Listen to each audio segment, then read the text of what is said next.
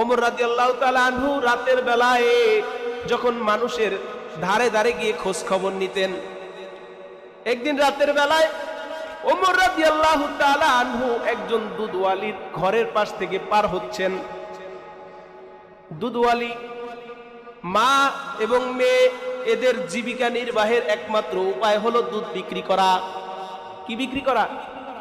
দুধ বিক্রি করা। এদের একমাত্র জীবিকা নির্বাহ করে দুধের উপরে। দুধ বাজারে বিক্রি করে, আর ওই দুধ বিক্রি করে কিছু কিনে ওইটা দিয়ে তাদের সংসার চলে। মা বলতেছে, মেরে আজকে আমাদের দুধ খুব কম হয়েছে, এ দিয়া তো সংসার চলবে না, একটা কাজ করো, এই দুধের মধ্যে কিছুটা পানি মিশায়া দাও।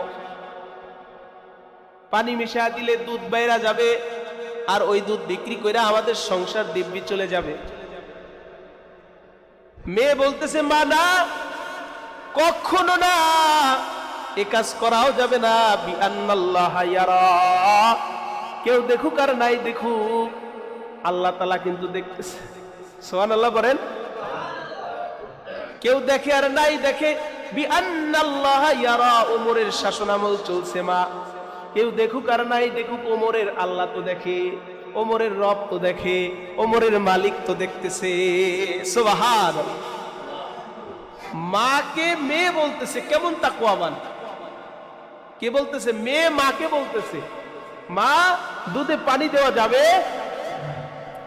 কেউ দেখে আর নাই দেখে, আল্লাহ দেখতেছে। বিআন্নাল্লাহা ইয়ারা, সব কিছু দেখেন কে? আল্লাহ তাআলা দেখতেছে। ওমর রাদিয়াল্লাহু তাআলা আনহু খুব খুশি হলেন। লম্বা ঘটনা আপনাদেরকে সংক্ষেপে বুঝাই।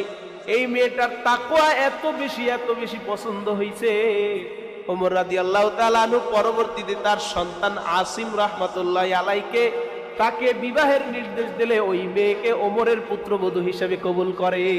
সুবহান। তাইলে এই ঘটনাটা সংক্ষেপে আপনাদেরকে এই জন্য বুঝাইলাম, বললাম যে আপনি আমি যাহা কিছু করি না কেন, এ সব সম্পর্কে একজন অবগত আছে। আওয়াজ করে বলেন কে? আল্লাহ।